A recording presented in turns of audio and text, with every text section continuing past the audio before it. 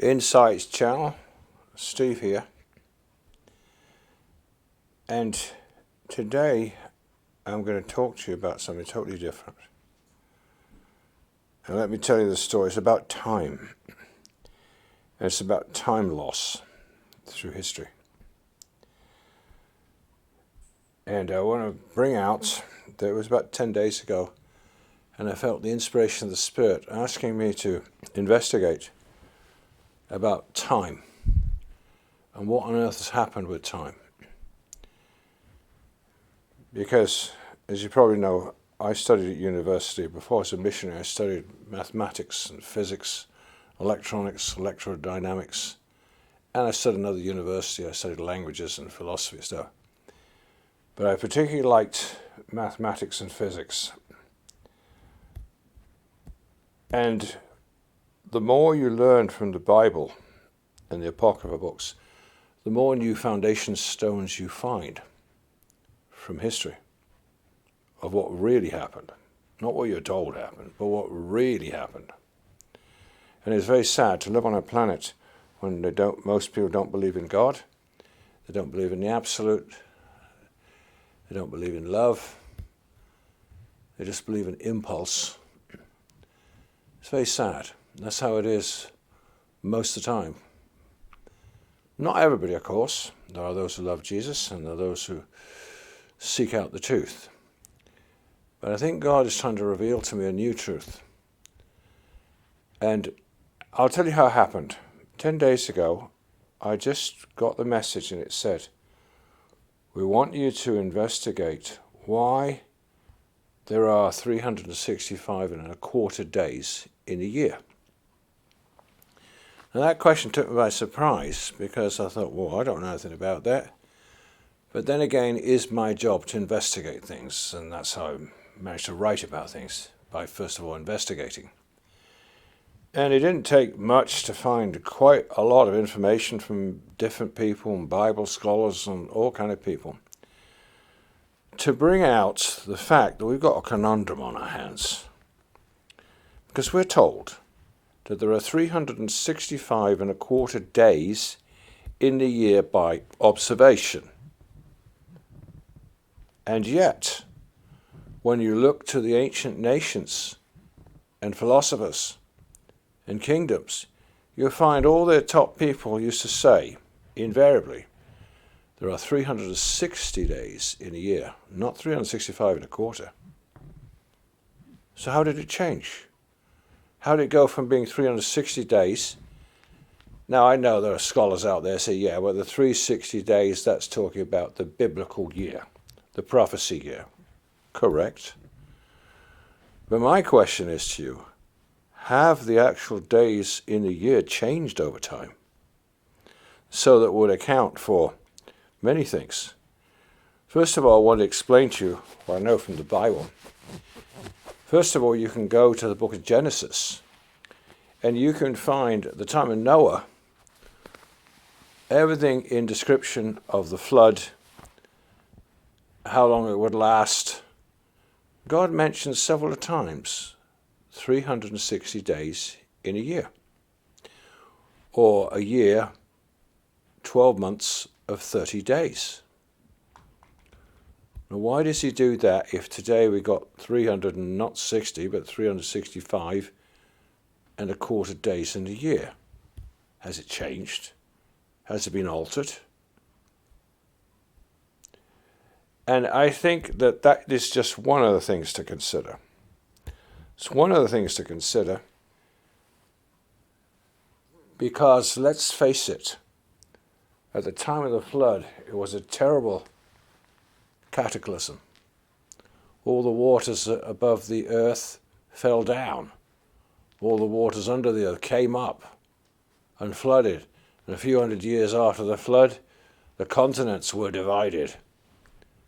We know terrible things happened back there, including it seems like they had an ice age there at the end of the flood.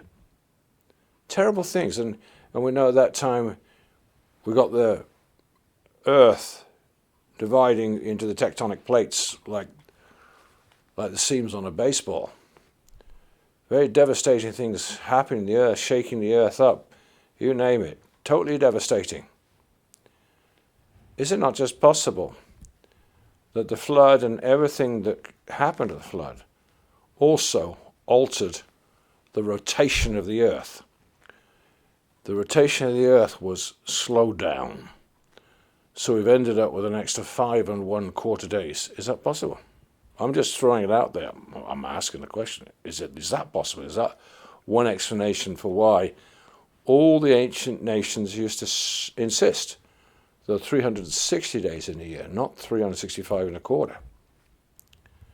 And then you'll study by studying other theologians and historians.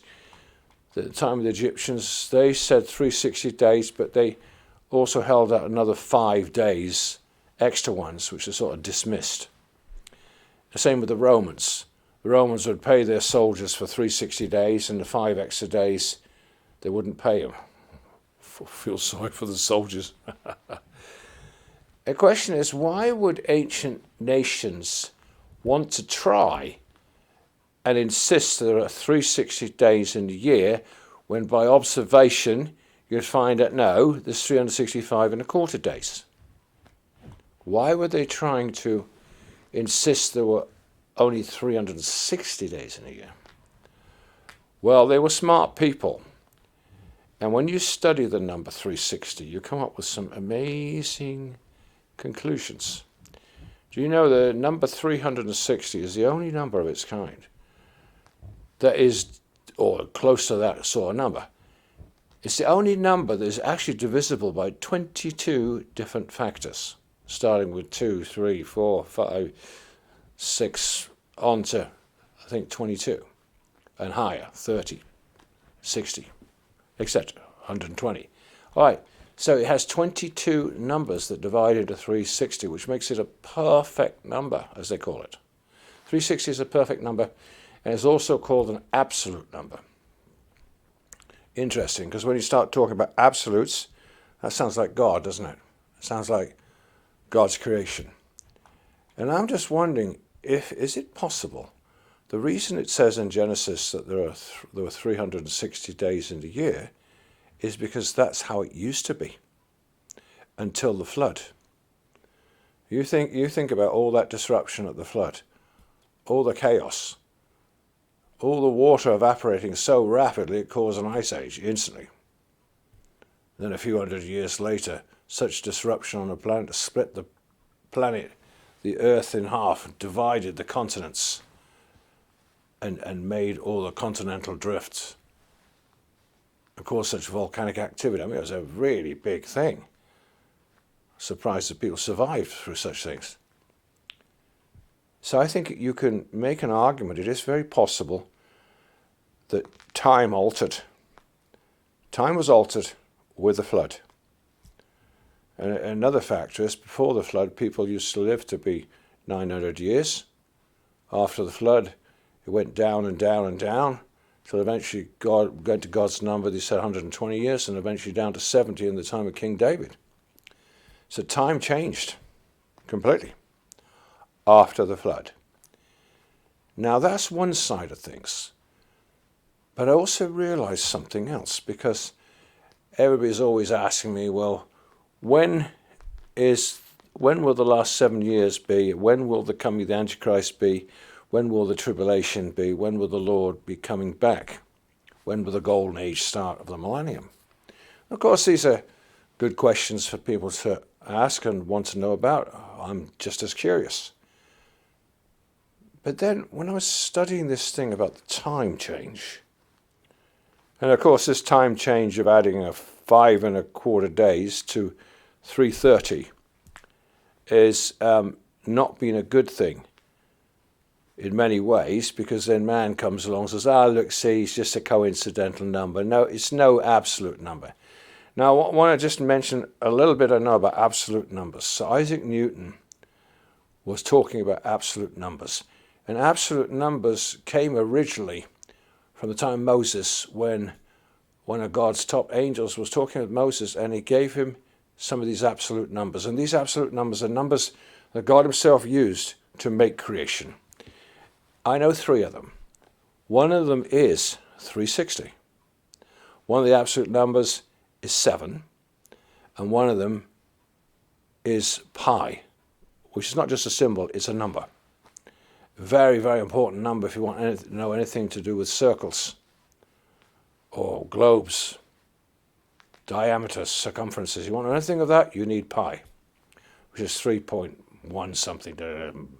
I used to have it memorized, but I can't remember anymore, but a very important number. And if you want to know more about these absolute numbers, I suggest you get the book by David Flynn called Temple in the Center of Time. That book is absolutely incredible because it's mentioning about time, actual dates in time linked with distances. It's actually mind-boggling stuff.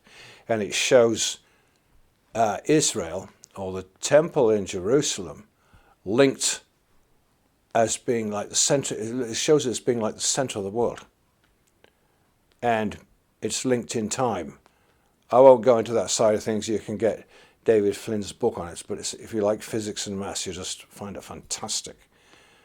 But just to say, he brought out the fact these absolute numbers, and you'll see them everywhere in creation. He gives an example, for example, that the number 360, pi, and 7 are all involved in, say, the distance to the sun. Same with the distance to the moon. And then if you want to know about the weight of the sun or the weight of the moon, you calculate them using these absolute constants. Why is it that way? That's not what we're taught in science by evolution. We're taught everything's random and there's nothing organized, it just happens, which is utter nonsense, of course, devilish nonsense. The more you study the Bible, and in my case the Apocrypha books, and other science books too, maths and physics, you're just amazed at God's creation, just absolutely amazed by how he's put everything together. Everything works to the split second. Do you know there's a verse in the book of Enoch where God says, if I turn my eyes away from creation for a second, it would all collapse. Yeah, think of that. So God keeps a healthy eye, supernatural eye on everything he's created all the time to make sure it does not collapse. Now I was thinking, it just came to me today, people often wonder, or some people are scared by it, I'm talking about the book of Revelation. And in the book of Revelation you have these interesting chapters 8 and 9 that talk about the tribulation. Terrible things happening, really terrible things happening. And people think that's bad enough until you read chapter 16, when it's total destruction, when you see all the cities of the world coming down under the time of the Antichrist. And I think these times in the book of Revelation, people are basically trying to avoid. I hope it doesn't happen in their time. But don't think like that, because it occurred to me something different. There's also reference to time in the book of Revelation with the seventh angel. It says, when the seventh angel shall begin to sound, time shall be no more. And that to me doesn't say that time will disappear as related to day 1, day 2, day 3 will all be mixed up and changed. No. It just means from that point on, we're not going to be limited by time and all the mess that man's made with time. Whatever that means, that's an infinite topic, that one. But I was just thinking, wait a minute, what is the future? What does God say the future will be? According to the Bible, yes, you have to have the last 7 years. You have to have a peace pact of the Antichrist with the 3 major religions based in Jerusalem. You have to have the rebuilding of the temple in Jerusalem as being the center. And then after 3.5 years, the Antichrist turns bad, declares he's God, and insists everybody get the mark of the beast in their forehead or their right hand. Book of Revelation, chapter 13. We know these things. That's what it states. And then we have that time period, tribulation of 3.5 years. Now this is interesting, because how come in the book of Revelation it talks about the tribulation and mentions the exact length of the years? And again it shows the years as having 360 days in them.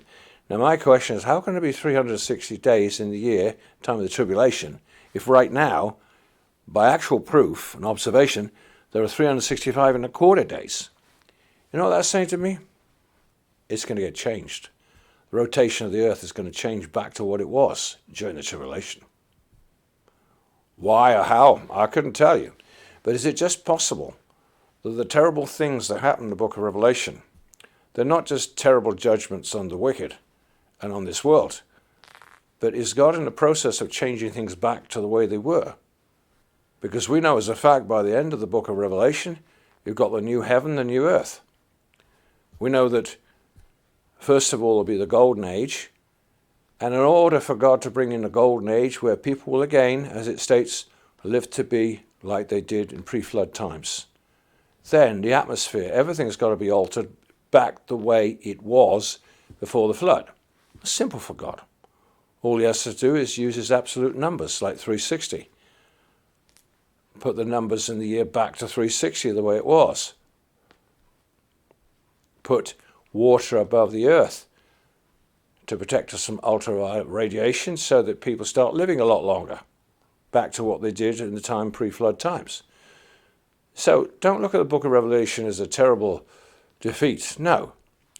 It'll be destruction of the devil and his people and the wicked, those who deserve it, but not for the righteous.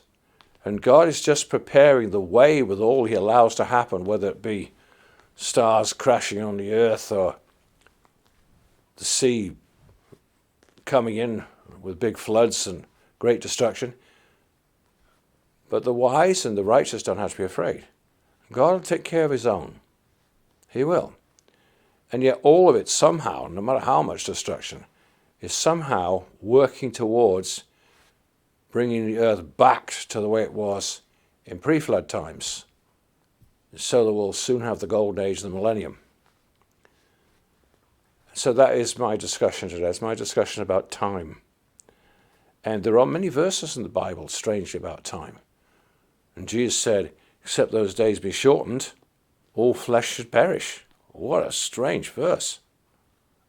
He's going to have to shorten the days. All right? So God himself is going to mess with time. And then you've got that seventh angel. Time should be no more. And the day of the seventh angel, time should be no more. So we know that God himself lives outside of time in the spirit world. So he can alter it to what he knows will work best. But I thought it very interesting, because I thought it's strange that we have 365 and a quarter days in the year. But the more I look at the ancient cultures and I see they didn't like that fact. They preferred that it was an absolute number of 360. Why?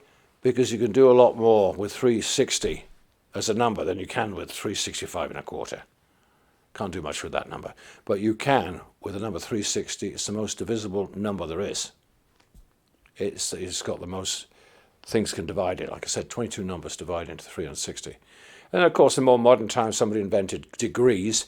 You've got 360 degrees in a circle, a perfect circle. Again, showing the absolute of 360. Anyway, this is the beginning of my talks on this topic of time. I will mention this more. I'll make a much bigger study on it because I know it's a big subject. But I thought you might find that interesting in case somebody's trying to persuade you time's random and it's just whatever, but it isn't. God has made absolutes, and they back up the nature, they back up creation, and the absolute numbers are 360, God's number 7, and pi. There might be more, but those are the three I know about. So thanks for listening. If you want to know more, you'll find articles about things like this on my website, www.insightspublication.com. And I would like to encourage everybody, please do get hold of the paperback version of my new book, Wisdom Insights, which can help my work in our investigations and Bible prophecy teachings and help to reach the world. Thanks so much for listening. Bye for now.